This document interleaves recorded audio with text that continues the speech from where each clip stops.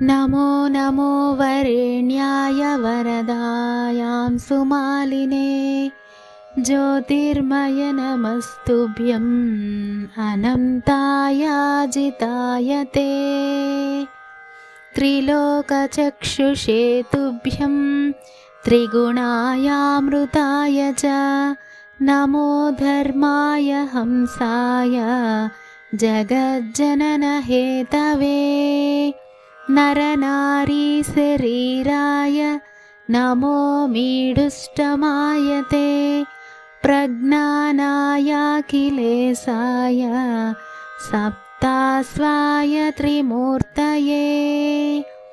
नमो व्याहृतिरूपाय त्रिलक्ष्याय सुगामिने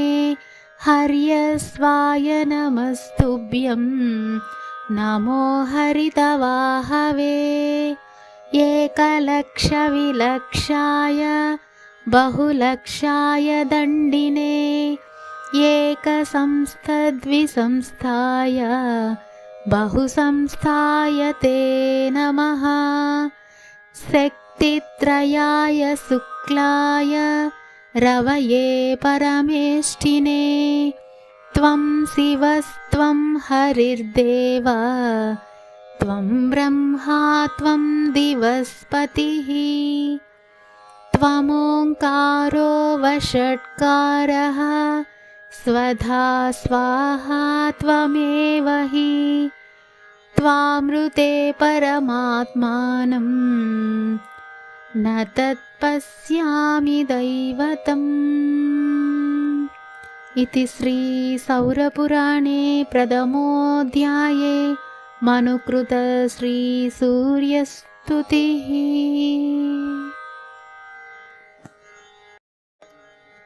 नमो नमो वरेण्याय वरदायां सुमालिने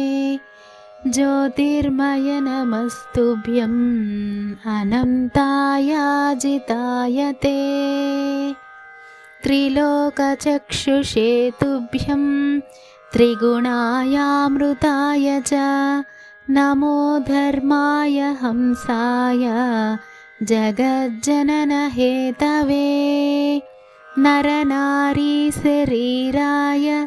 नमो मीडुष्टमाय ते प्रज्ञानायाखिलेशाय सप्तास्वाय त्रिमूर्तये नमो व्याहृतिरूपाय त्रिलक्ष्याय सुगामिने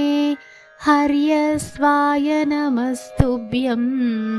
नमो हरितवाहवे एकलक्षविलक्षाय बहुलक्षाय दण्डिने एकसंस्थद्विसंस्थाय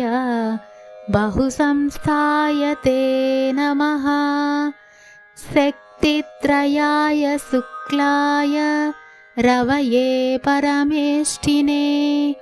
त्वं शिवस्त्वं हरिर्देव त्वं ब्रह्मा त्वं दिवस्पतिः त्वमोङ्कारो वषट्कारः स्वधा स्वाहा त्वमेव हि त्वामृते परमात्मानं न तत्पश्यामि दैवतम्। इति श्री सौरपुराणे प्रथमोऽध्याये मनुकृत श्री सूर्यस्तुतिः।